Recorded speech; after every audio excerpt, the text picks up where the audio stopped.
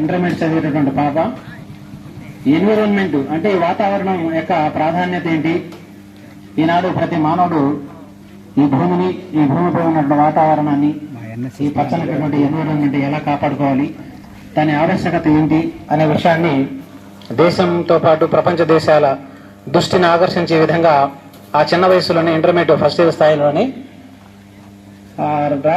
దేశంలో అనేక రాష్ట్రాల్లో పర్యటించడం జరిగింది.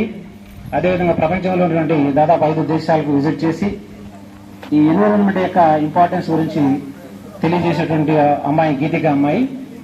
సో ఆ అమ్మాయి యొక్క డాడీ అయినటువంటి మన వెంకటేష్ గారు మన కళాశాలకు ఒక 5 రోజుల క్రితం రావడం జరిగింది. విషయం ఎక్స్ప్లెయిన్ చేయడం జరిగింది. వెంటనే మనం పిల్లలందరినీ కూడా ఈ కార్యక్రమాన్ని ఏర్పాటు చేస్తామని చెప్పాము. అదేవిధంగా ఈరోజు రావడం జరిగింది. సో ఈ సందర్భంగా పిల్లలందరూ సైలెంట్ గా ఉండాలి.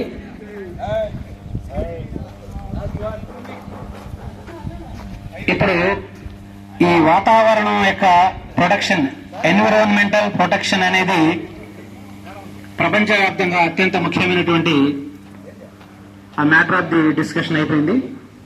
మీ అందరికీ తెలుసు, మనిషి బ్రతకడానికి ముఖ్యంగా ఈ ఎన్విరాన్మెంట్ అంటే ఏంటంటే మనము లేదా జీవరాశులు, మన జీవరాశులు చుట్టూ ఉన్నటువంటి భౌతిక అభౌతిక పదార్థాల పరస్పర ఆధారిత సమ్మేళనాన్ని మనం ఎన్విరాన్మెంట్ అని అంటాము. ఎన్విరాన్మెంట్ అంటే తెలుగులో వాతావరణం అని అంటాము. సో ఎన్విరాన్మెంట్ అంటే పదం యాక్చువల్గా ఫ్రెంచ్ భాష నుంచి తీసుకోవడం జరిగింది. టెక్నికల్ గా దీని యొక్క అర్థం ఏంటంటే ఎన్విరాన్మెంట్ అంటే మనము మన చుట్టూ ఉన్నటువంటి పరిసరాలను అర్థం. సో ఓవరాల్ గా ఎన్విరాన్మెంట్ అంటే జీవరాశుల సమూహము, దాని చుట్టూరు ఉన్నటువంటి అజీవ పదార్థాల పరస్పర ఆధార సమ్మేళనం మనం ఏంటంటే ఎన్విరాన్మెంట్ అని అంటుంటాం. అయితే ఎన్విరాన్మెంట్ స్టడీ చేసేటువంటి శాస్త్రం ఉంటుంది, దాని ఇకాలజీ అని కూడా అనడం జరుగుతుంది.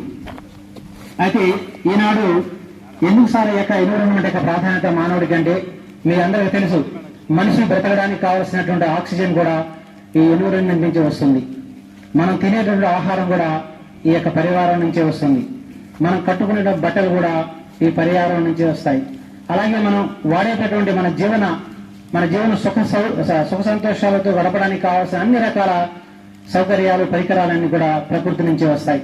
అంటే ప్రకృతిలో మనం భాగము, ప్రకృతి లేని మనం లేవు. సో కాబట్టి మనతో పాటు కోట్ల రకాల జీవరాశులు కూడా ప్రకృతి మీద ఆధారపడి ఉన్నాయి. సో అలాంటప్పుడు మనం ప్రకృతిని కాపాడుకుంటేనే మనతో పాటు జీవరాశులు కూడా ఈ భూమి మీద సర్వైవల్ అవుతాయి.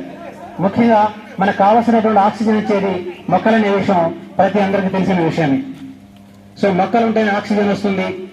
మన నుంచి రిలీజ్ అయ్యేటటువంటి కార్బన్ డైఆక్సైడ్ అవి తీసుకొని మనకు కావలసినటువంటి జీవవాయువు లేదా ప్రాణవాయువు లేదా ప్రాణం అంటాము, అది ప్రసాదించేది కూడా మొక్కలే. సో కాబట్టి మొక్కలు లేకుంటే మానవుడు మనుగడ, ఇతర జీవరాశుల మనుగడ లేదు. అయితే ఇటీవల తేలిన అధ్యయనాలు ఏంటంటే కేవలం మనకు కనిపించేటప్పుడు ఈ చెట్ల ద్వారా వచ్చే ఆక్సిజన్ తో మానవుడు లేదా ఇతర జీవరాశులు భూమి మీద నివసిస్తున్నారని చెప్పేసి అనుకునేవాళ్ళం. కానీ లేటెస్ట్ గా వచ్చినటువంటి అడ్వాన్స్ సైంటిఫిక్ రీసెర్చ్ ఎక్స్పోజ్ ఏం చేసిందంటే సముద్రంలో కూడా కోట్ల జీవరాశులు కోట్ల రకాలైన జీవరాశులు మొక్కలు ఉన్నాయి. సో కొన్ని మొక్కలు ఉన్నాయి జీవరాశుల రూపంలో, కొన్ని మొక్కలు కూడా ఉన్నాయి. సో ఇవి కూడా ఆక్సిజన్ రిలీజ్ చేస్తున్నాయి సముద్రం లోపల కూడా. సో ఆక్సిజన్ ఉత్పత్తి చేసి అవి సముద్రం బయటకు రావడం, భూమి మీద వాతావరణం కలవడం, దాని ద్వారా కూడా మనకి అంటే ఒక విధంగా చెప్పాలంటే పైన ఉన్నటువంటి చెట్ల కంటే సముద్రం లోపల ఉన్నటువంటి చెట్ల ద్వారానే ఆక్సిజన్ ఎక్కువగా ఉత్పత్తి ఈనాడు మానవుడికి ఇతర జీవరాశులకు సప్లై అవుతుందని ఒక వాస్తవాన్ని మనకు తెలియజేయడం జరిగింది. సో ఈ విధంగా చెట్ల యొక్క ప్రాధాన్యత ఎంతైనా ఉంది. సో కాబట్టి ప్రపంచవ్యాప్తంగా దాదాపు 1970 ఆ ప్రాంతంలో ఈ యొక్క ఎన్విరాన్మెంట్ యొక్క ప్రాధాన్యత ప్రపంచం అంతా గుర్తించి అనేక రకాల చట్టాలు, శాసనాలు, అటు ఐక్యరాజ్య సమితి కానివ్వండి, దాని అనుబంధ సంస్థలు కూడా మంచి చట్టాలు చేసి ప్రపంచంలో ఉన్నటువంటి పరిపాలకులకి, ప్రజలకి ఈ యొక్క చెట్ల యొక్క ప్రాధాన్యత ఏంటి, ఎన్విరాన్మెంట్ యొక్క ప్రాధాన్యత ఏంటి తెలియజేసుకుంటూ వస్తున్నారు. సో అదేవిధంగా మన భారతదేశంలో కూడా 1952లోనే నేషనల్ ఫారెస్ట్ పాలసీ చేయడం జరిగింది. దాంతోపాటు ఎన్విరాన్మెంట్ ప్రొటెక్షన్ స్పెషల్ గా 1986 లో కూడా ఒక పాలసీ తీసుకొచ్చారు, ఎన్విరాన్మెంట్ ప్రొటెక్షన్ పాలసీ అని చెప్పేసి.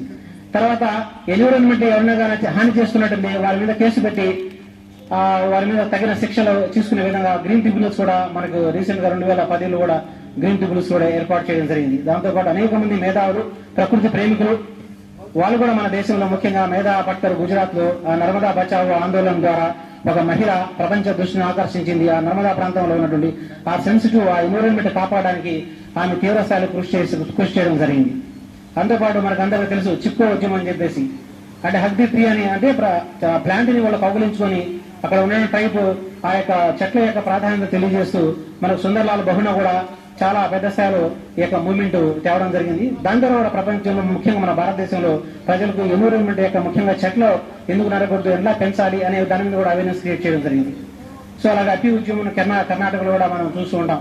సో ఈ విధంగా అవేర్నెస్ కలుగజేస్తూ ఉన్నాం. అయితే ఏంటి ప్రాధాన్యత, ఎందుకు చెట్లు అని చెప్పేసి మీకు అందరికీ తెలుసు. చెట్లు ఎందుకు ఈ రాళ్ళు అంతమైపోతున్నాయంటే మీకు అందరికీ తెలుసు. ఒక లెక్కల ప్రకారం దాదాపు